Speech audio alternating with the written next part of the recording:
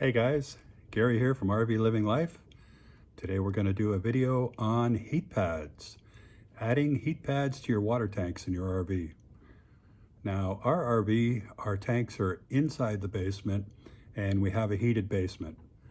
So this is not something we really need, but I'm going to be installing them just in case of an emergency situation.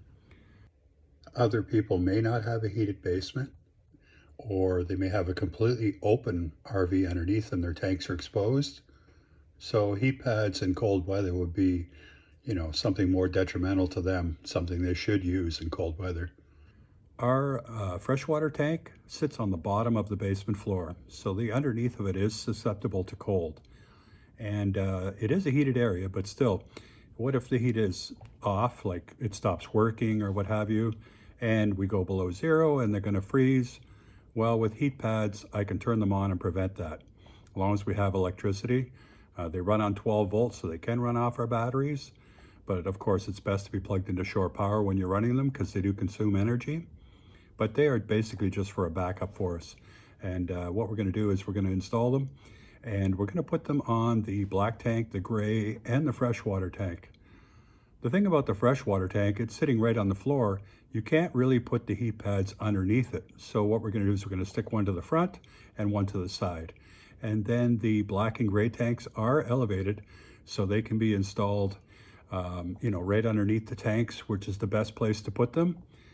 Now, to get them stuck, what you have to do at first is you have to clean the tanks, So what I did was I took a hockey stick.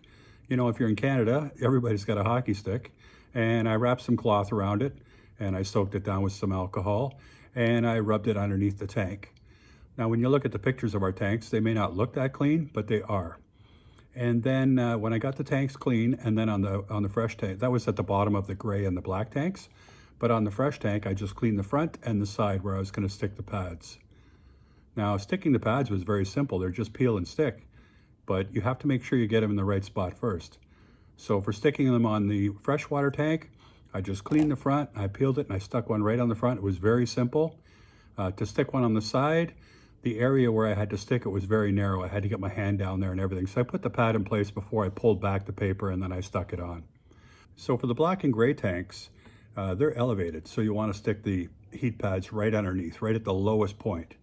So this was relatively simple to do too. Once I had them clean, I peeled them off. I peeled it off so it would stick, and I just slid them in on top of the wet tank.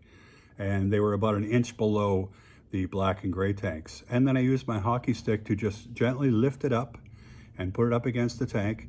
And then the curve of the hockey stick was perfect. It just wrapped it right against the tank, and they stuck really well. And I tried lifting the edges and what have you, and they're stuck on there. They're there for good. There's no way they're coming off. So when you put them on, you want to make sure you get them in the right spot first. So the next thing to do would be to mount the switches. I decided to mount them in the wet bay in the top right corner.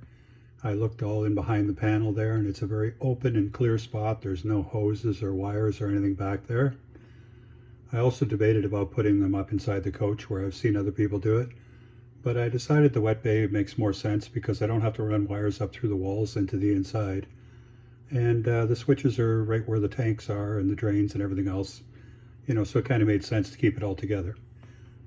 So what I did was I got my drill out and I drilled some holes there, and then I used my Sawzall and cut a rectangle.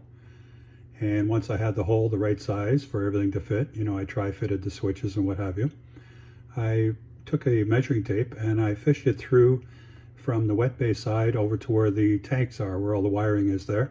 And I connected them to a measuring tape, and I fished it all the way through to the side where the wet bay is, and then I disconnected it from the measuring tape and was able to fish it out the hole that I had made. And I'm not going to show the wiring the way I did it because, you may use different heat pads or whatever, and your wiring may be different. Just follow the instructions. It's very simple wiring. It's a positive and a negative. You run it through the switches into the pads. And once I'm all done, I got it all together.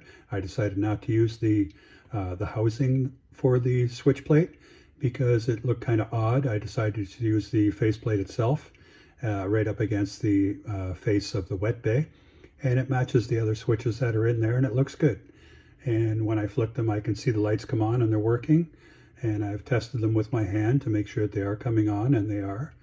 When the switches are on, they come on around 40 or 45 degrees Fahrenheit, and they'll heat it up till it's around 65 or something like that, and then they shut off. So in cold weather, you can leave them on, and they'll only come on when necessary.